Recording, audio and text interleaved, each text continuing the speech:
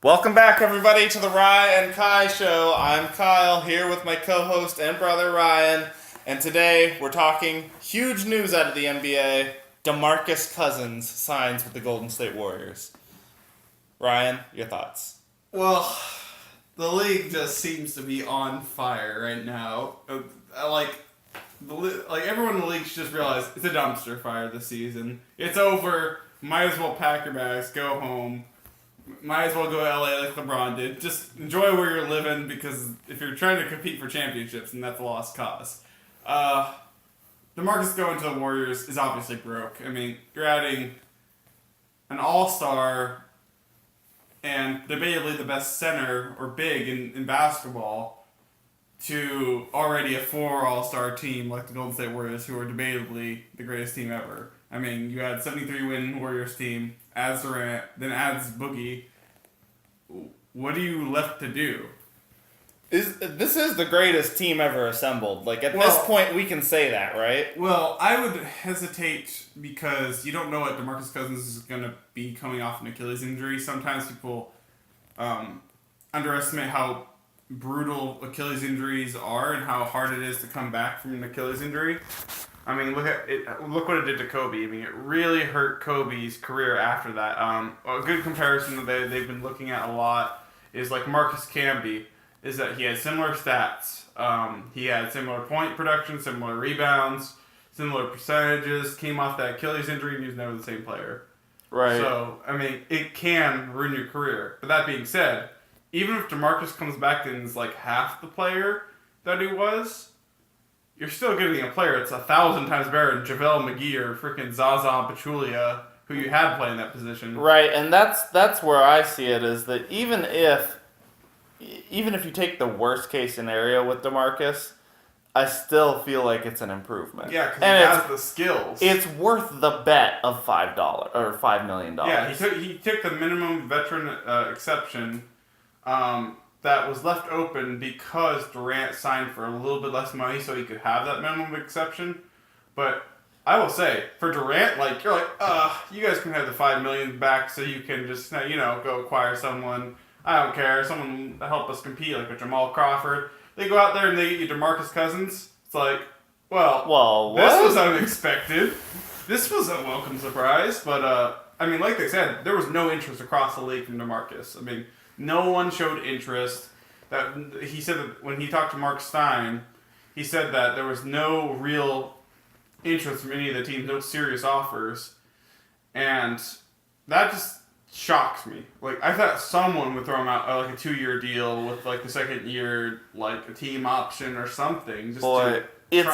It's tough. Like, part of me wants to be shocked by that, but part of me isn't, because it's like, when we're talking DeMarcus Cousins, we're talking about one of the worst attitudes in basketball, and he has the skill to overwhelm that attitude, and that's why people have taken a chance on DeMarcus, and that's why people put up with the attitude.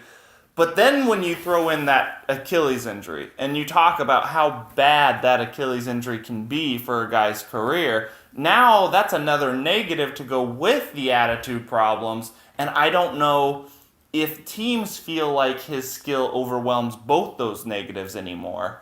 And so it makes it, to me, it seems like a lot of teams just didn't want to take the chance on it and have to deal with a toxic personality in their locker room for an entire year and then not get anything out of it. I feel like that's why the Warriors are a perfect fit, is because with the Warriors, they don't have to worry about rushing him back for wins, okay? It's not like it would have been if he had gone to the Bulls or a different team. Right. He doesn't have to worry about getting wins. He has to worry about getting healthy. So they're not in a rush. Like, he may come back at the trade deadline. He may come back in the playoffs. Who knows? They may just redshirt him until the playoffs. So we don't even know when he's not rushed back. So as soon as he feels ready, he can play. And he may not play all season, just collect the ring at the end of the year and then move on. Yeah, but I think he'll play by the time playoffs come, because they say it's about a 6-month to about a 14-month span, a little bit over a year span. Now we did see a ridiculous recovery with Rudy Gay this past season, coming back from an Achilles injury. 8 weeks, which is ridiculously fast for this type of injury. Yeah, but I don't think it was fully torn. I think with Rudiger, I think his was like a slight tear, whereas like Cousins completely snapped the Achilles. Yeah. So it's a little bit different. Yeah, and it's also harder on big men too. So you have to take that into account. I mean, you're talking about not just a big man. You're talking about probably the fattest center in the league in DeMarcus Cousins. Sorry, but it's just true. He's a really big dude, putting a lot of weight on that tendon constantly. The chance of re-injury is very high, and like I'm just this definitely hurts him long term, but. I think it obviously hurt him in the short term because he didn't get a contract. I think it's going to force him to really work hard, which I don't know if that's something DeMarcus really wants to do. He's been, kind of reluctant to really work hard throughout his career. That's part of his issue. Well, he is going into a good culture with the Warriors. The Warriors get a good culture. They got a good coach in Steve Kerr that I think will get along with him. And, I mean, DeMarcus will be sitting next to Steve Kerr for most of the season. So they'll be able to bond over that. But my point is that he will have to work really hard to recover and to do the things for his body that he needs to do in order to get back. He'll have to a lose a certain lot level of weight play. and to put on a lot of muscle to strengthen up his body. When we talk about DeMarcus, I don't know if the motivation is there for him to do that type of stuff. I think he wants the money though, and in order to get the money, you got to get back. Yeah. And so I think he'll work to get back, and he's got trainers there with him that'll push him to get back. So I think he'll get back. And even if he has to change his game and he has to slow it down, he's gonna and have he to can't fit do into that Warrior system, right. But even if he has to change his game because of the Achilles injury and he can't do the explosive, not that he was ever really explosive, but the up and down the court, the driving type stuff. If he just becomes kind of a catch and shoot big and a down low in the post, just post move big, feed into him, you still got a 20-point game. That's still a pretty good player. Yeah, I mean. And he's a great rebounder, and he never had much ups anyway. He wasn't a big jumper, so he can get you still 10 rebounds We're not talking even about without the the jumping. athletic player in the league here. We're talking about DeMarcus Cousins. It's like, but I mean, still, like I don't care what you say. Even if worst comes to worst with that Achilles injury, you still upgrade your roster about 100 times better. Like I still think he's probably like 50 times better than Joel McGee is for that fit to that team. Like they need a guy that was strong and you could feed into the post and have him just get you a bucket in the post or give you like really ridiculously strong defense. And I mean, he can switch on like 3 to 5. He's not really a guard switcher, and he doesn't really. But he was never really that before the injury. So like this won't really slow him down that much. I feel like he gives you what you need as a Warriors. You need an inside presence. He gives you that. Like and the rebounding. Just the bullying, just bully you on inside. And yeah, I am worried because, I mean, I always think that being in a winning culture for him will improve his attitude. I think having strong coaches or good coaches, and the biggest thing is having an all-star to kind of reel you in court to keep you calm down. I think he will. He'll be pretty. I think he'll be pretty tamed in Golden State. I think because he's nothing to. I mean, they're a team that took a chance on him. He has to appreciate that, and I think I hope it will humble him a little bit. I don't think it will. This. I think he'll have the time he'll have to sit on the bench, and the time he'll spend off the court with all these guys and stuff will be good for him. This could be a big change for DeMarcus Cousins and his attitude because he's going to get the chance to be in such a different environment from what he's been in and be in a winning culture, be in a fun good organization, a fun culture, good guys, good coaches. And I think the expectations are low. I think part of the issues when he was with the Kings was that the expectations were really high, and even when he did everything he could, they weren't winning. And then I think he felt, even though it wasn't on him, he felt like people were blaming him for the Kings' lack of success. And I think that fed into some of the issues with that. And it's frustrating to lose so much. Yeah. To be in and then even in New Orleans, even though you have AD and that takes some of that pressure away, there's still a lot of pressure on him as being the new guy that's supposed to be there to help them make that next step. So people expect a certain level of performance. And I think going to the Warriors, there's no expectations. There's no pressure. So it doesn't matter what he does, it's a win. Anything he does that's good is gravy at this point. Can I make a side note about New Orleans real quick?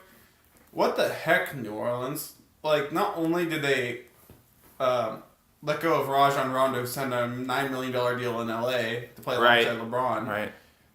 And it's like, they have no appreciation for Rondo at all. Like, he helped unlock that offense to help them play faster when DeMarcus was out, and really was a great piece for that team. And if you're not going to re-sign DeMarcus, Rondo is a great piece to unlock that offense. And Rondo's really famous for being able to call out defensive schemes of the defenders before they even call out their defensive scheme themselves, just by recognizing it.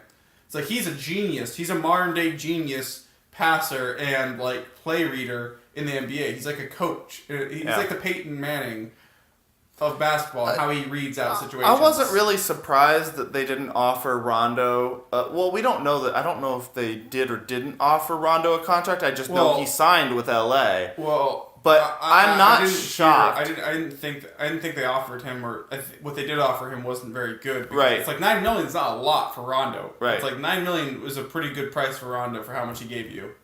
But regardless, I wasn't really shocked by that because these veteran types, you tend to see them start to just bounce between teams, and that's kind of normal. But I had heard he wanted to stay in New Orleans. Yeah, I was more shocked that they didn't offer DeMarcus anything. Like, well, AD said he wanted to play with. He said he wanted to play with DeMarcus again. Yeah. So I think it's just bizarre they didn't offer him anything. Yeah. Nothing? You're not going to offer him And I think that's kind of what the issue is, because if they offer him $10 million, which is cheap.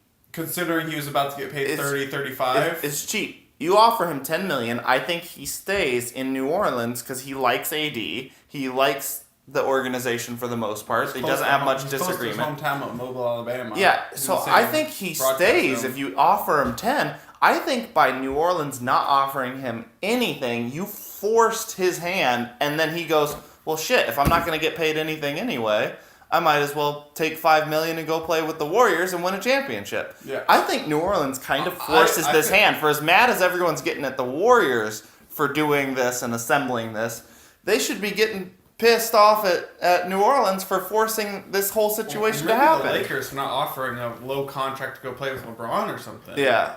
But the Lakers aren't obligated to offer anyone a contract. New Orleans should have at least offered this level of a player something. Yeah, but I will say, as far as New Orleans is concerned, I think they missed out on a bargain.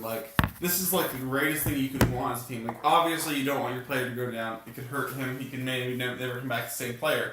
But on a contract year, yeah, when you're talking about someone who's a 30+ million, he's got 30+ million guy. Even what if he does come back to be 100% or even 75% of the player? It's still a great addition to your roster. You sign him to $10 million and just we'll sign you 3 years, $10 million. It's that screws him, but he'll probably still take it because that's the best he would have been offered. Yeah, and that's that's what's strange is that it's I thought for sure New Orleans is gonna be it's clearance time at the DeMarcus Cousins store, and they were just going to buy up on it, but yeah, they must have. They passed completely. So I don't know. That also tells me, and I don't know what the Warriors situation is.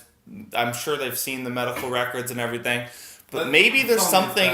Maybe there's something in the medical records. Maybe DeMarcus hasn't made as much progress as the team would have liked to have seen since the injury in rehab. I'm shocked that AD comes out and says he wants to play with DeMarcus again, and then they just don't even offer him something. Yeah. How is AD gonna feel about that? Yeah, they played better with DeMarcus.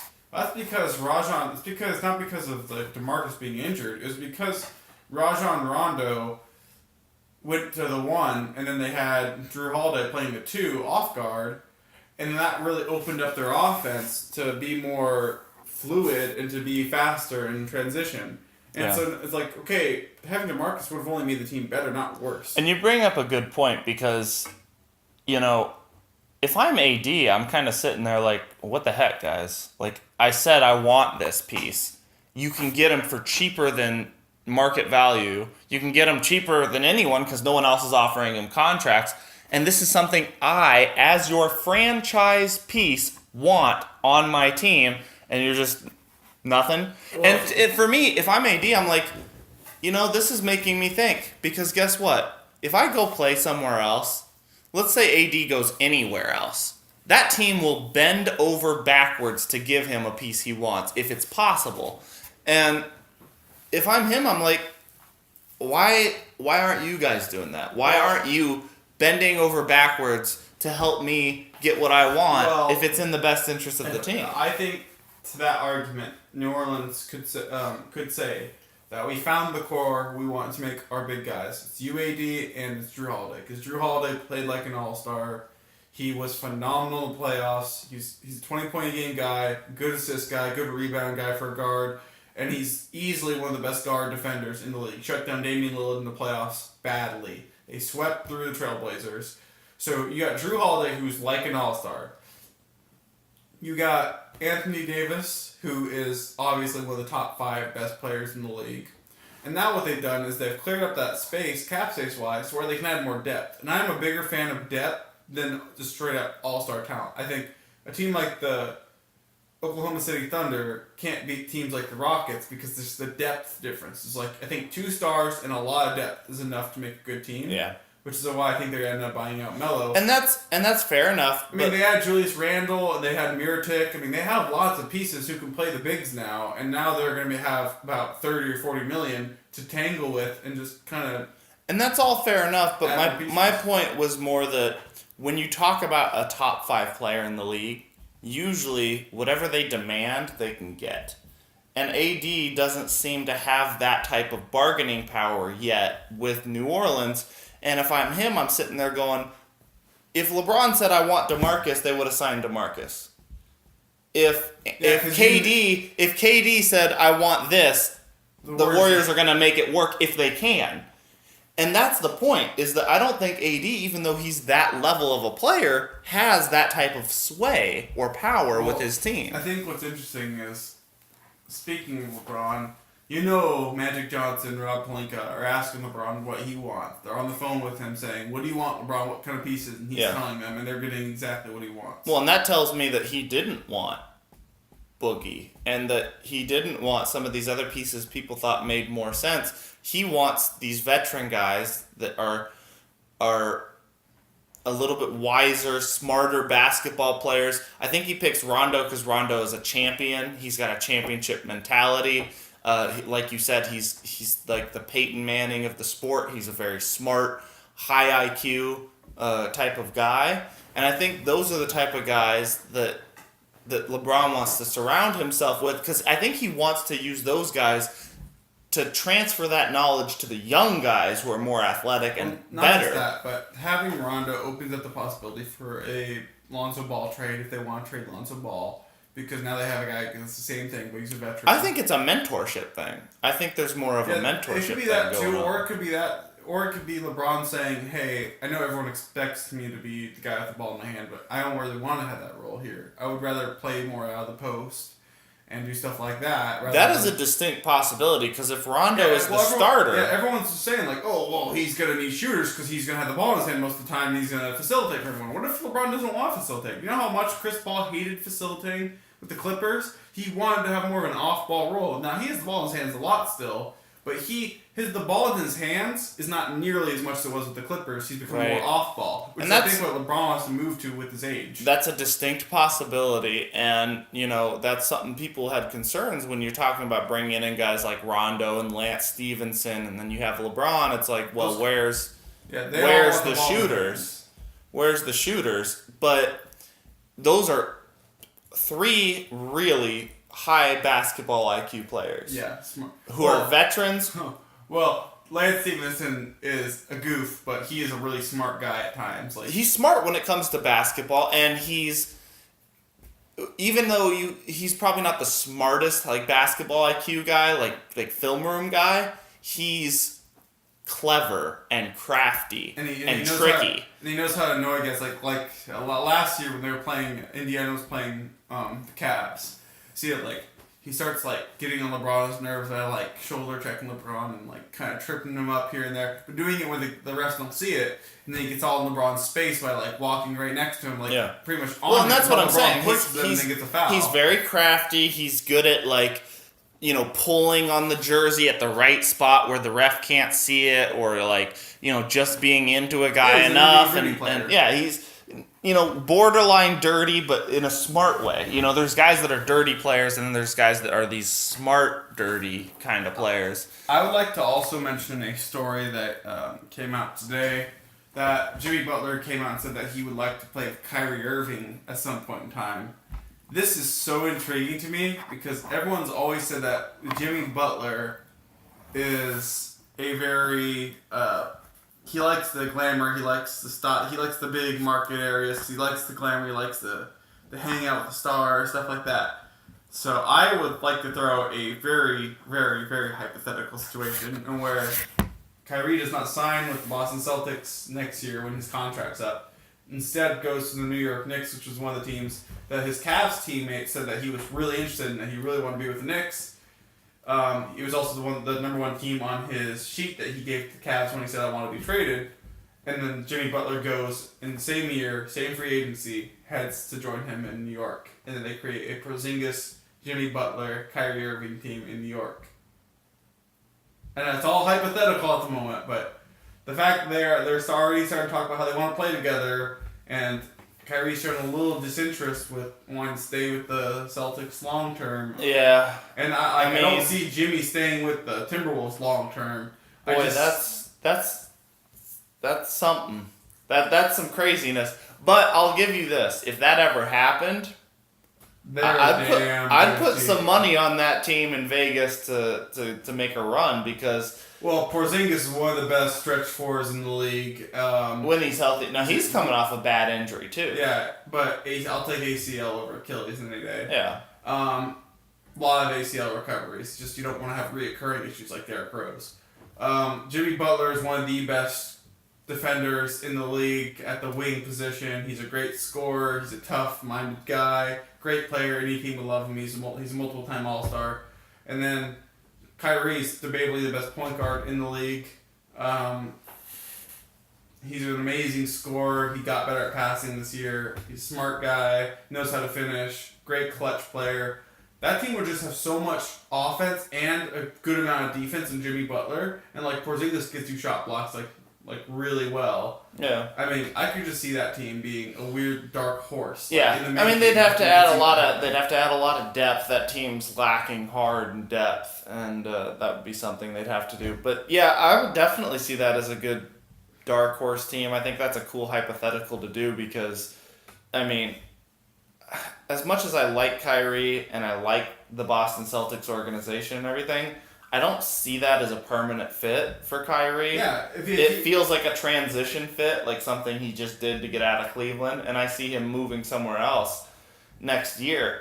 I think Boston's trying really hard to make us all look bad and make us think the same thing we thought about Paul George. It's a transition thing. He's going to be in OKC 1 year, and then he's gone to LA. And I think that Boston's working really hard to do that same thing with Kyrie, to try to make him a Celtic and get him to feel like that is his home and lock him in there, because they don't want to lose that talent. I just think he wanted to go to a big market to start, because if you look at some of the teams he's talking about Chicago, he talked about New York. He wanted the big market teams. And part of the difference is that Paul George, one of the reasons he stayed in OKC is because he developed a really good relationship with Russell Westbrook. I don't think Kyrie's got that type of guy necessarily in Boston that he has that type of friendship with that could also help lock him into staying in Boston. Kyrie's a little bit of an oddball. No one really knows what Kyrie's thinking. He's thinking about a flat Earth. Yeah, well, if you count that as thinking, him going to New York with the style of play, and if you had some more guys, it would be so fun. Then you could have the New York versus the LA, LeBron versus Kyrie matches, and then I just that would be fun. A lot of people are posting a lot of stuff on the Lakers Celtics rivalry is back, because now you've got Kyrie and LeBron. It's like the Magic Bird years, you know. You've got two really top-level players playing. I honestly feel like the bigger rivalry in sports right now, or for at least basketball, is going to be the Celtics versus the 76ers. They're both I agree. the I think same age. They have the span good. of which they will be successful is going to be about the same. I bet you they're going to be a great team for about 5 or 6 years. They got the talent now. They got the talent in the future. They're young. They played each other. They've had a history in the past. Like, people forget, like, the Celtics 76ers had a long history of being tough rivals in the Eastern Conference, and I could see them being pretty chippy and getting pretty rivalry. That's a good point. I want to go back a little bit and talk a little bit more about DeMarcus, because there's something I really want to talk about before we wrap up the show today, and that is some of the reactions across the league. The best one, Enes Kanter, for easily. sure. Well, Enes Kanter's one was pretty funny with the flaming NBA logo. No, he also, that's not the one I'm talking about. I'm talking about the one where he posted Adam Silver in a Golden State Warrior jersey and said, "Breaking news, I just received a report that Adam Silver has went to join the Golden State Warriors on a 1-year minimum contract deal."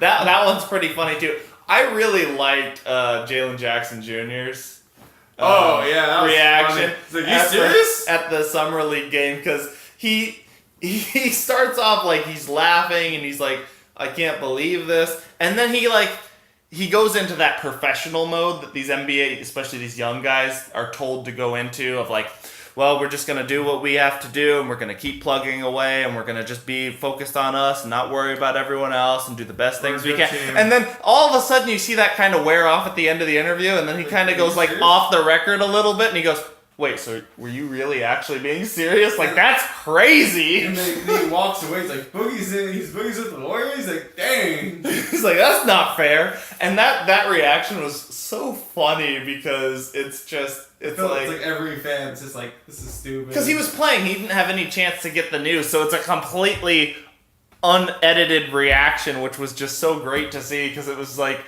because that's the kind of reaction we all had, I think, when we first saw the news. Like, what? Are we serious? Like, is that real, or is that a joke? Like, someone's playing a joke over at ESPN. Someone got a hold of the whole monitor thing and just like busted out some news that was fake or something. I mean, it just was so crazy. Yeah, that kind of sideswiped me. I don't know, like, the LeBron news was, like, big, but I kind of expected it. But yeah, everyone kind of had a feeling that would happen. I had no clue this was going to happen. I was like, okay, the Pelicans are going to be the team that's going to offer him a contract. He may go to the Lakers, and, like, there may be some other teams. I was thinking, like, 5 or 6 teams were going to be in the competition for talks. Like, first thought, like, maybe, like, the Mavericks were going to go try and acquire DeMarcus, and then that didn't happen when they went and got Jordan. But I thought there could have been a lot of things. And it's weird because that would have been the last choice I would have made. And it's weird because I feel like, looking back, we're gonna say, well, maybe we should have seen this coming, because if no one was gonna offer him, that's what I would have done too. I would have taken the minimum to go play for the Warriors.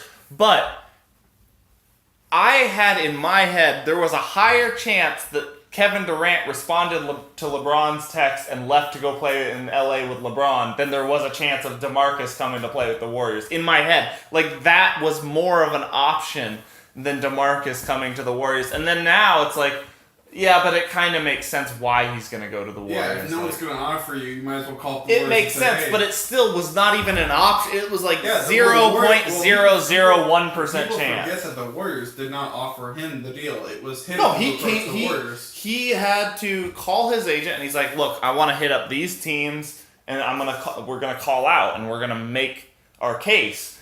And he had to kind of sell himself, which is sad, considering he would have been a max contract. It's just an interesting situation. So he had a super max opportunity with the Kings. That didn't happen. He got traded to New Orleans. Which then, after this season, was able to get a max contract. Didn't get that because of the injury. And now he's going to be out of a lot of money. I mean, he probably missed out on $25 to $30 million this year alone. And then now he's not going to have the contract security. And who knows if he'll ever get that contract now. Yeah, that's a good point. All right, we're going to wrap it up there for today. Tomorrow's 4th of July. Stay safe. Have fun. And we're going to see Enjoy you. the fireworks. Yeah, enjoy the fireworks. We're going to enjoy the fireworks. We may post a little firework display show thing, just saying hi to everyone on our Facebook or Instagram. So like the video if you enjoyed it, comment, and we'll see you next time on the Ryan Kai Show. Subscribe.